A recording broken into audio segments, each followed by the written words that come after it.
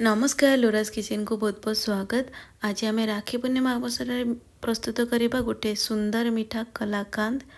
पूरा घरोई सामग्री को लेकिन आउ कम समय बनी पार तो मार्केट को आउ जावाक पड़ोनी एमती मीठा आपण घरे बने सेलिब्रेट करें राखी। कड़े गरम करके से मो देदेली हाफ कप्र क्षीर हाई फ्लेम केवल गोटे फुटण आसा छाड़े तापर गैस को ऑफ करदे टोटाली ऑफ। तापर से सेम मेजरिंग कप्रे देखो मुझे नहीं जाइए गोटे कप्र मिल्क पाउडर मुझे अमूल नहीं आप कौन से ब्रांडर नहीं पारे अल्प अल्प करके आम ये मिक्स करना। गैस फ्लेम ऑफ अच्छी आउ केवल ये अमूल टाक आम मिक्स करने क्षीर टाक टिके गरम कले नाई तो अमूल बिंडा होगी रही किंतु क्षीर टाक पूरा बहलिया करदेवेनि नाई तो तार क्वांटिटी पूरा कम हो पूरा गोटे कप्र अमूल पाउडर आम ये आड करदे हाफ कप्र क्षीर रे। जदि मेजरिंग कप ना तो कौन भी छोट गिना किंबा चाह पीवा कप टिके बड़ साइज रही नहीं पारे छोट ग्लास नहीं पारे एमती करके आपण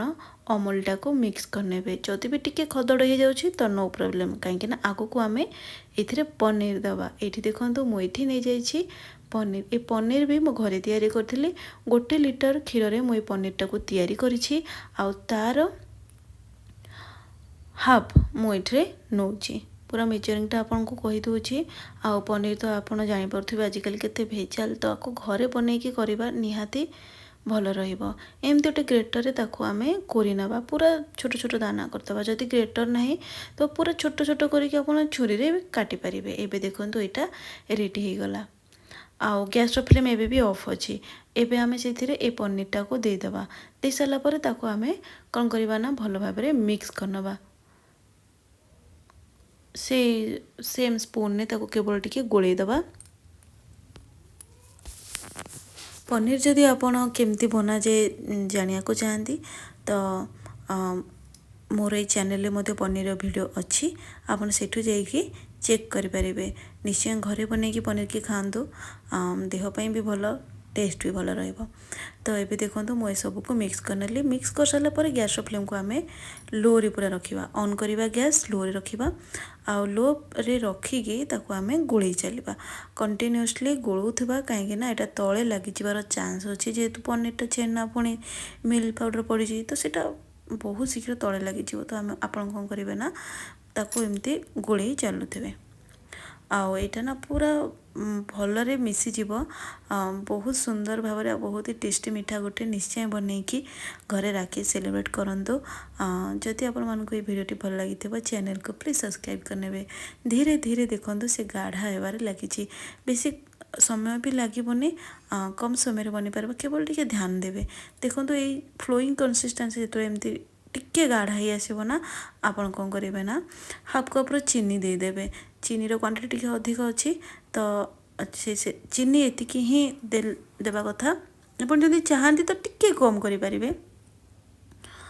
एबे आम चीनीटा जेहेतु पानी छाड़ी थाए तो से आको आउ टिके समय आमको मिक्स करिया को पड़िबो जेतु से पूरा गाढ़ा हो जिवो जेमती कि तळु पूरा भलरे छाड़िबो जानबे जे एटा आपनकर रेडी हो गलानी। केवल गोटे जिनस एथिरे केयरफुली ताको गोलेबा जेमती कि तळु लागी न जिवो पोड़ी न जीव सेमती किंतु विश्वास करंतु एटा बहुत ही टेस्टी लगुच। एबे ताको भलरे आम एमती ही गोले चलवा किसी भी क्षीर देनी केवल देखो हाफ चामच दे देछि मु एथिरे गोलाप जल देले तार गोलाप जल फ्लेवरटा आसीबो। जदि आपण गोलाप जल देवा को चाहंतीनी ताले केवरा वाटर किंबा अति सहजरे मिलुवा गुजराती गुंड को दे पारिबे। एबे देखो धीरे धीरे केमती गाढ़ा हो आसलान ना तो पूरा जिते बड़े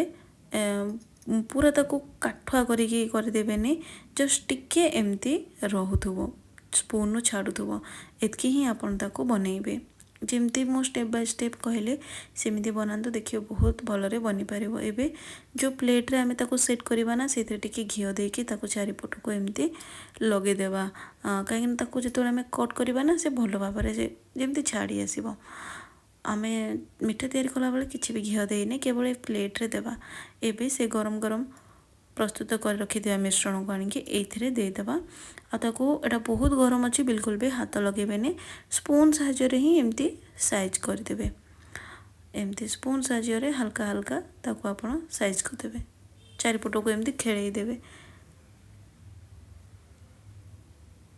तापरे आमे कौन करवा ना ताको देखो मु केयरफुल या पूरा करुँची आपण भी टिके पेशेंस रखिकी करेंगे कम समय रे ही एटा बनी जीवो ताको टिके डेकोरेट करने किसी देदेबा आम ड्राई फ्रुट्स आप को भी ड्राई फ्रुट्स दे पारंती मुझे टिके पिस्ता को छोट छोट करके काटिकी नहीं आपण बिना ड्राई फ्रुट्स रे या प्रस्तुत करें बहुत सुंदर भाव में आपंकर मिठाटी बनी पार ये देखो मु स्पून रे एमती करदेली टिके जस्ट टैप करदेली तापर कौन करवा ना ड्राई फ्रुट्स टिके आम सजाई देवा तापर ताको आम 45 मिनट रु 1 घंटा पर्यंत फ्रिज रे रखीदे फ्रिज रे रखिले से सेट हो तापर छुरी रे आम ताको कट लगेदेवा एबे देखो मुझे टिके पिस्ता रे सजे नौची कलाकंद रो प्राइसटा बहुत अधिक होता है तो आपण एमती निजे प्रस्तुत करंतु